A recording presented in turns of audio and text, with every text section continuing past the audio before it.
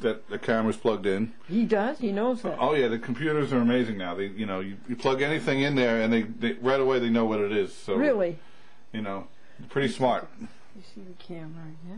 So you can see it's blinking. That means it's actually connected. And, yeah. Oh, isn't that great? And so I think that's why it is called a flip. Probably. It's a flip switch. You know what? You're probably right. So now it says your devices are ready to use. Simple as that. And what we do now is we go to, let's see. Oh, look at that. It comes up automatically here. Tell us what it says, honey. Okay, there's a program inside that lets you transfer the video to your computer.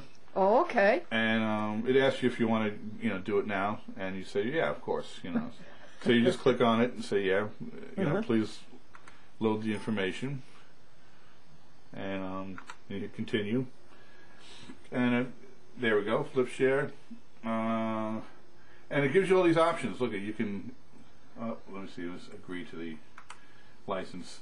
You can email your videos to your friends. You can publish them online. You can put them on YouTube if you want. Really? Oh yeah. You can capture photos from the videos. So let's say you just want to have one still picture that from the video. Do that, and it's it's really that simple. All you have to do is just click on what you want to do. So What are you going to do? Play us a picture now? So we'll play back what we just recorded before. Oh, good. With your fast pan. Yeah. They call that a whip pan. So it's just setting it up still. It takes a little while because the first time when you plug it into a new computer, it has to organize what it's doing. Well, it's entitled to that. Yeah, let me tell you. You only have to do that once, and then once it's set up, it'll always know what to do. So this really? Yeah. So this might take I don't know how long it usually takes, depending on how fast the computer is. What's going on now, Mr.? All right, so now it's giving me a little. They're called thumbnails, which means little, pictures of what I recorded so far. If they're thumbnails, that's why you file them. Yeah, very good. Okay, so these are what I have on the camera so far. I'm going to find the one that we just recorded, and then we'll play that back. So let's see here. How do you do that? Well, I can usually tell by the thumbnail. There you are sitting there. Oh! And then what we do, all you have to do is click on it, and it makes it bigger, and we hit the play button. And that's just what we made, huh? And there you are. Instantly. No tape. Is it moving, honey? It's moving, and you can see me shaking a little bit too with the camera. Yeah, I'm shaking. I can bring the volume up a little bit.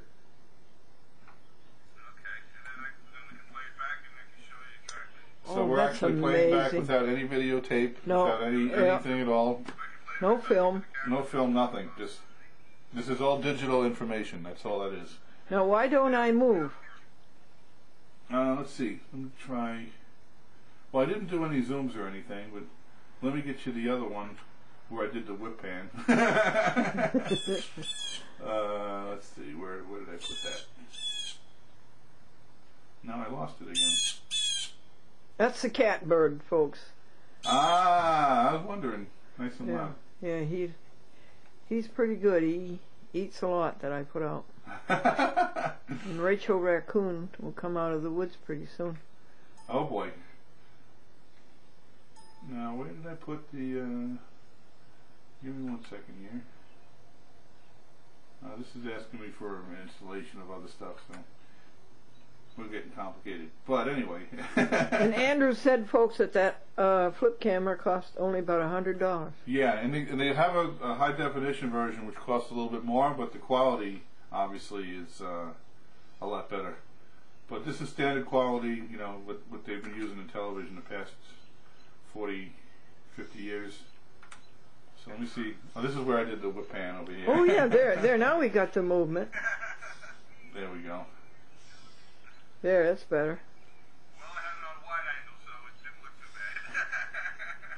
Yes, I was zoomed in all the way. and I'm shaking Oh, a that's little bit because amazing. it's not on a tripod. But Yeah, that's amazing. but you do get the idea. It's, I do, sure. And if I wanted to actually take this and put it on, email it to somebody or Oh, isn't it marvelous? put it on YouTube or whatever you want to do. Oh, yes. And how long ago did you buy your flip camera? I bought it a few months ago, and I was planning on using it a lot more, but I haven't really had time. I've been pretty busy working, but Yeah, I'll say 23 hours a day. Yeah, Yeah. You got a lot of time. Exactly, but it's good. It's handy, and I like to take it with me in the city because you never know what you might see. There's always something going on there, Oh, it's wonderful. And what did I want to ask you? Just a second. Oh, what brand is it? Who made it? Well, it's called Flip, and it's a company called I think it's called Vido.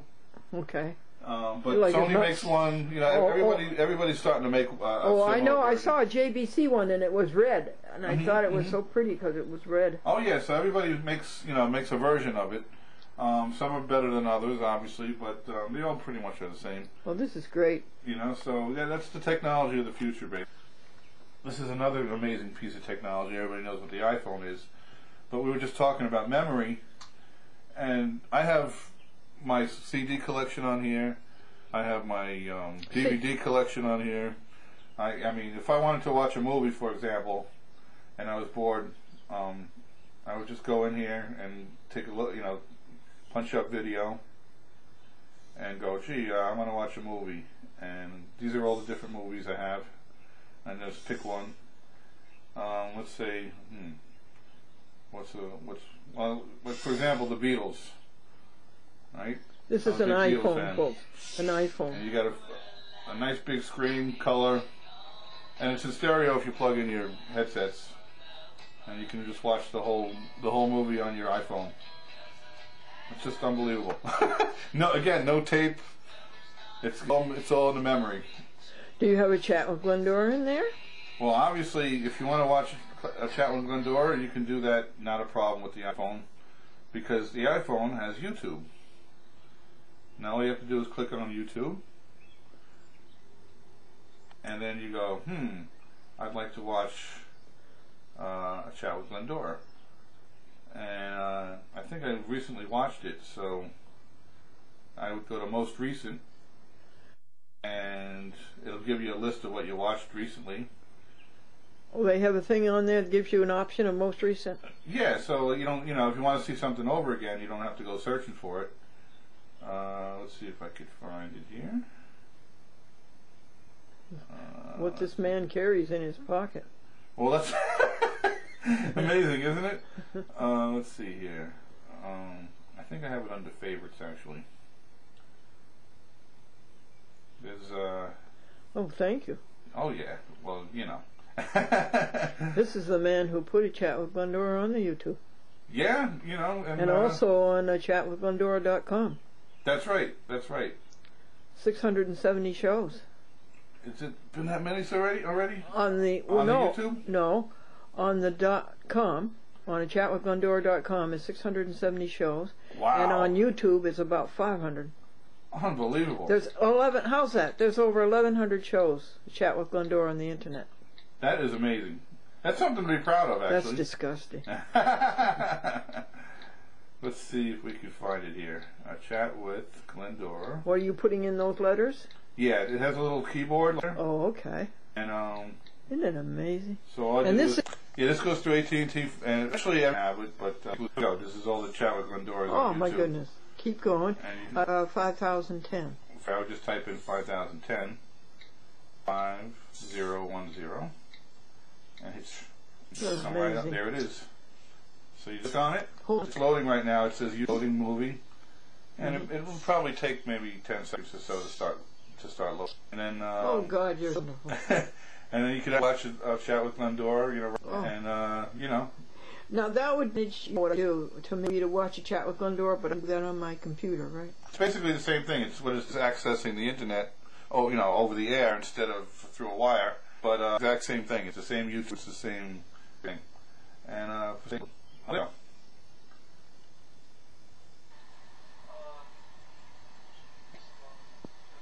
oh, look at that! How's that? No wig. How's that, Andrew? Wow. No wig. Something different, huh? Yeah, no wig and no hat. Well, I almost didn't recognize you. No, you didn't. I had to tell you. Wait a second, Andrew. Have you got anything else in your pocket? Well, not yet, but the new iPhone is coming out on the 17th. It is, And I want to get it because it has memory. It actually has one of these built in. What's one of those? Oh, a flip camera? Yeah, flip camera. So you can do videos and take videos with your iPhone and put them on iTunes. Or YouTube, excuse me. The Father whose almighty hand. That's a chat with Glendora? Yeah, absolutely. Isn't that amazing? Yes, it is. So I can take it anywhere I want. Is it somewhere in the church or is it a tape? Let's see. It looks like there's some flashing lights in the back of that. What is that? A Christmas decoration? You know what it is? No, I can't tell. In your little iPhone, you've got the complete London film. Wow! Is that amazing? That's what you have in your pocket. Unbelievable. Basically, I have the whole world. What are you going to do with your old iPhone then? Well, that's a question. I could either sell it, and on, maybe eBay. Someone might want to have an old used one. Okay. Or I don't know. I could, I could have them both hooked up. This stuff right here. He's closing up his flip camera. Is that what we call it? Yeah, we're closing that up, and then what you want to do is. Anything else in your pockets, Andrew? Well, besides my car keys, not really. So we go. I love your car. Andrew has a car that gets 40 miles an hour. 40 miles a gallon. I meant to say. It goes a little faster than that. I meant to say 40 miles per No, gallon. I'm just kidding. But no, it's almost as good as one of those Priuses, but it's not really electric, but it gets good gas mileage, and it's a cheap car. It cost me maybe $12,000 for a brand new one. But I think it's worth it. Well, I do too. It's a nice riding car. Yeah, it's a shame because I'm looking at your Lincoln Continental and I go, gee, American cars used to be the best, and I don't know what happened, but now everybody ends up buying these Japanese cars, and it's sad. Yeah. It's sad because I know Americans are capable. If we can go to the moon, we can build good cars. Good for you. And it's sad to see this. It'll change. It'll change. Yeah. Oh yeah. I mean, you got to give it time, but unfortunately, we let it go this far, and we slacked off a little bit and let the competition take over. But that doesn't mean we're good and gone. We're definitely we're Americans. We'll come back. Well, let me point this out. The last 4 letters in American are I can. Exactly, and that's a very good point. When it gives us the reason to try. We always come through. It's amazing what we can do, but when we have to, we do it. So what we wanted to do. What's that little wire hanging down there? Off of your. Oh, this is just a little, put it on. Oh yeah, a little handle. Yeah, a little handle so you can carry it around. Yeah, I just put that on. You don't really need it. It's an accessory that came with it. So, what the hell? Put it on there, right? So now it's here. And you're interested in a fine spindle, right? I want the lowest price I could get on mini DVDs, on discs talking about, and also on micro cassettes, audio cassettes, and also regular audio cassettes, and also VH. Look on the internet for media, for example. Right in the Google area. You're right in Google. You can look up on Google. Why don't you put up in off. Okay. And it'll give us a bunch of stores that have them. No, we don't buy from stores. I think we want to go from an internet service. Well, let's see. We have these low cents a piece. Oh, yeah, can you? Let's see. That's what's. These aren't minis. These are DVDs. The minis cost more for some reason, and even though they're smaller. Yeah. That doesn't make sense. But it happens a lot. Yeah. DVD sale. Just like 30-minute VHS costs more than 2-hour VHS. Yeah. What is that? That's ridiculous. But then, when you go to the grocery store and you buy the small packs, they cost more than the bigger ones, too. So, a lot of things just don't make sense. Let's see. Most of which are American. Everything's backwards, The less you buy, the more expensive it is. The the less you do, the more money you make. And that's true too, because you start out as an intern and you make no money, but you run around and you do everybody's job, and then you end up behind a desk doing nothing and making the most money and getting bonuses, right? So figure that one out. Oh boy, you know, Andrew we really drove, are backwards in this world, I'll tell you. Andrew drove all the way up here from Long Island. What a beautiful ride that is. Yeah. I mean, anybody who wants to just spend a nice day, just drive upstate somewhere. The whole New York State is big and it's beautiful. Well, and you should explore it, and you should really, you know, be proud to be part of it. So. Yeah. You know. Well, I'm glad I got you onto the mainland. That's right. You're really either on Long Island or Manhattan. They're both islands. That's true. Well, you know what cracks me up is, I don't know if you've ever been to Fire Island, but the people there think Long Island is the mainland. So it's all relative, right? You know, it all depends. Let's see here. So the cheapest one I found so far, what was it, 40 cents? Yes, piece? For the mini DVDs. For the mini DVDs, yeah. Oh, here's another store that has it.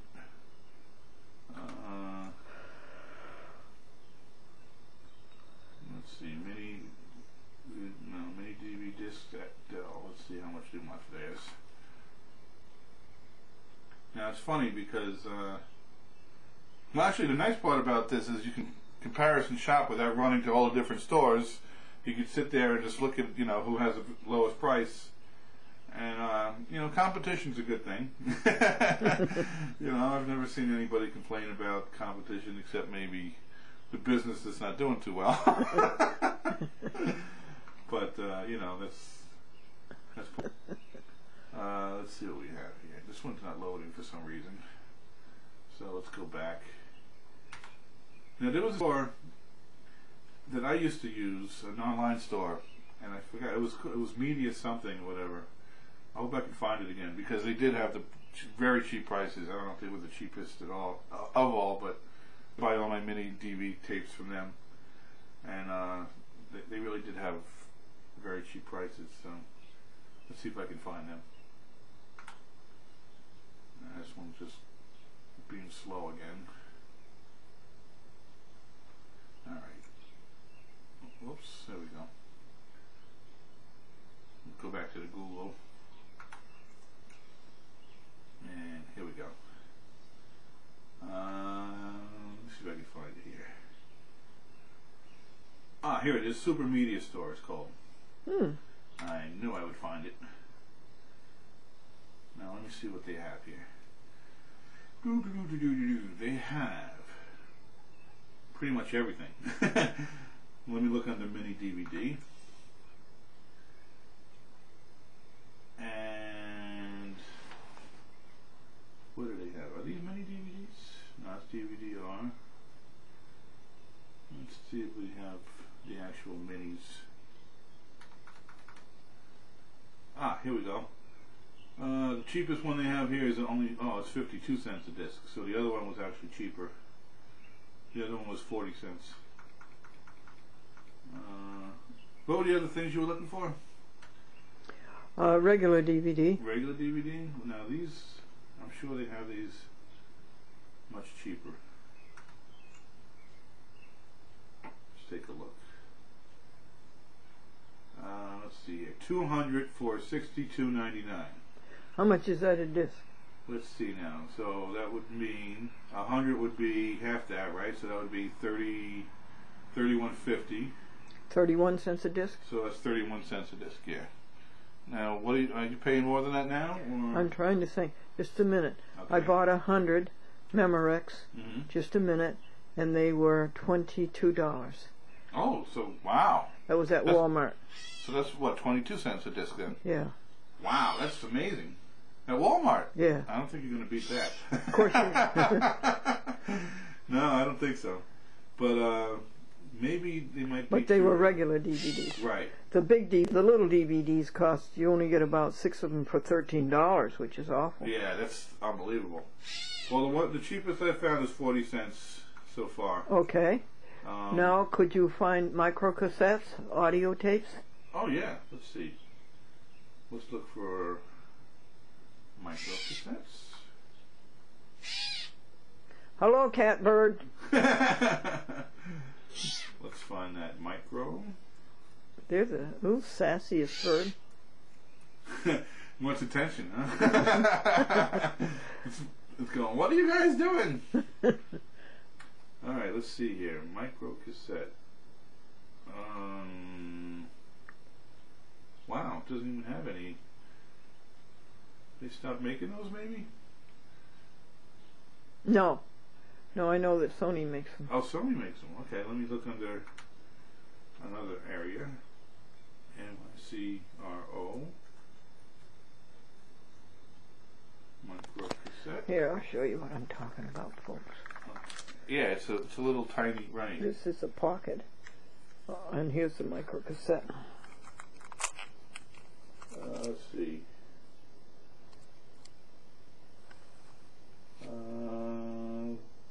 Alright, it says here, we got max cells, 3 times 60 minutes from $2.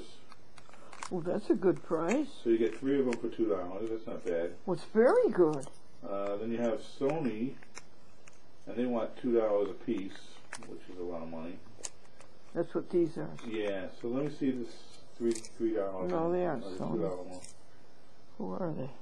Yeah, they're Sony. That's Sony. That's what I have here, Sony. Ah, no wonder. Yeah, sometimes you pay for the, what do you call it, the name, you know, people like Sony. Well, they deserve it, you know. Oh, sure. Because the imitators come along. And Oh, absolutely.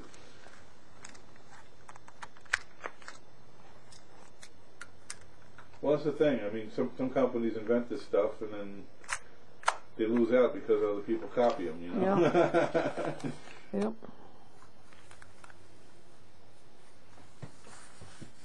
Okay, so let's see. You have buy.com. They're $2.15 a piece. You have Staples. They're $3.79. Who was the ones for 3? That was Maxell, was it, for 3? Yeah, I think, well, let's see. Yeah, the brand was Maxell. And it was... And depending on what store you go to, there's another one. B&H sells them for $1.99. For what? One? For the 3 of them. 3 of them? Yeah. Well, Plus you can't beat that. 56 cents in tax. And then, of course, there's shipping involved, too. They want $4.95 for shipping, which is ridiculous. It is. It's awful. I mean, for little tapes like that? Yes. Come on. They're making a profit there. There's a company called ProVantage online. There's no tax, but they want $4.95 shipping. But they're selling it for $1.73, which is cheaper than B&H. 3 of them? Yeah. Mm-hmm. Oh, that's good. That's good enough. Yeah, let me see. Let me click on them and see what they're talking about here. There we go. Oh, it's actually $1.66 for 3 of them. Wow. But it says they're back ordered, so obviously everybody jumped on that deal. That's a shame. All right. You're really good with the computer, Andrew. Well, I've been using one since I was in high school back in the 80s, early 80s. Really? Yeah, matter of fact, I remember maybe in 10th or 11th grade, I was actually programming computers in basic language. Oh, my goodness. So I was actually making the programs. Oh, my goodness. And I should have stuck with that instead of television, to be honest with you. Is that so you think now? Yeah, because, you know, you can make a lot of money doing that, and it's fun for me. Once you know how to do it, it's fun. And I haven't been keeping up with it. Because, you know. Well, Andrew, you made the right choice. Television is what you'd always wanted. Well, I always wanted to do it. And but, if you didn't do that, you would regret it. So no. Yeah, you know. No, Andrew, can you go back into it now that you? Well, you know, as a matter of fact, I'm learning how to program the iPhone, and there's a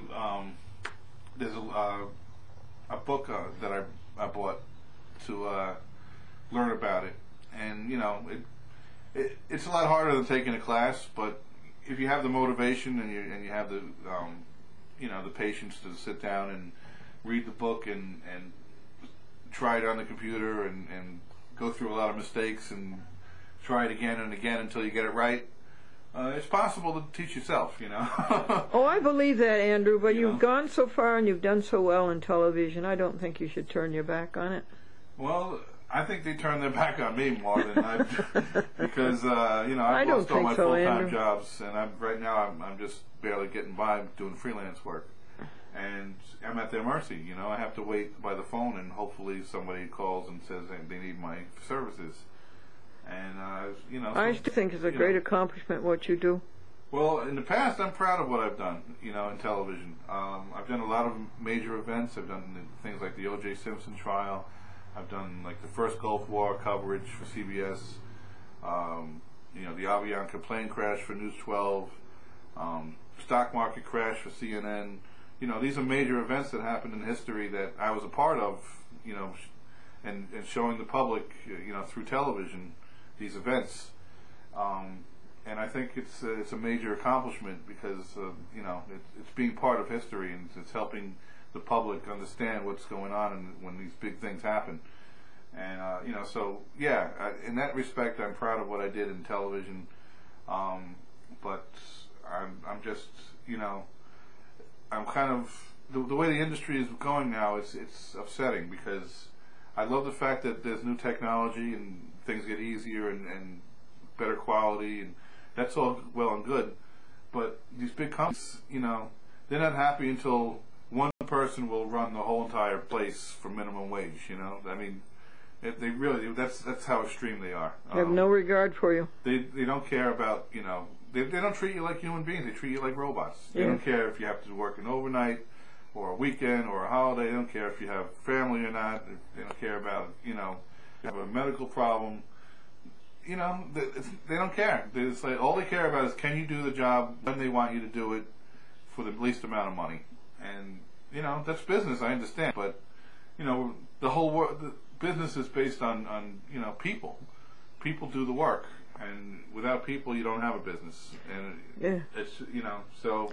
It is dehumanized. Yeah, it really has, to the point where and it's the greed factor, I call it. Because I mean, how much profit can you make? It's sad. I mean, there's people who are dedicated. They work, without complaint, any time of the year, any day, and it even affects their health in a way because when you don't sleep normal nights and you don't eat right, or you're under so much stress because of the live television environment. I mean, that takes a toll on a person. And they take it for granted. They don't, as long as they have their $1 million commercials on the Super Bowl or the Olympics and them raking in the money, that's all they care about. It's sad. It's sad. And and there's people who work for these giant networks 40, 50 years, and they turn their backs on them. They say, "Well, we don't need you anymore." It's like. It's like all the work, the life work is almost for nothing, Yeah, that's right. It adds up to a lifetime to nothing. Yeah, and all you have is the memories and your own, pride that you did a good job, and you can pat yourself on the back, whatever that's worth. But it's sad because I think it's a great industry. It's an important industry. It's very influential to the general public and that kind of power, you need responsibility to run something like that, and it takes more than greed to make good programming. And people wonder why the ratings go down. It's because there's no feeling anymore. There's no passion. No. I mean, people used to really have a passion for what they were doing, and there's still people like that, but. I mean, look at even the news nowadays. It's more entertainment show than it is actual news. I mean, remember the days when Walter Cronkite would come on the air and people would listen to every word he said, and they wouldn't question it because they knew the integrity of the man and the network, and what they heard they could believe. And now, I mean, it's people care more about who won the latest game show or who latest baseball scores. They worry more about that than what's really going on in the world. It's sad, the the whole news industry, the whole everything is just, it's gone. You know? 7, 5, 8, 9.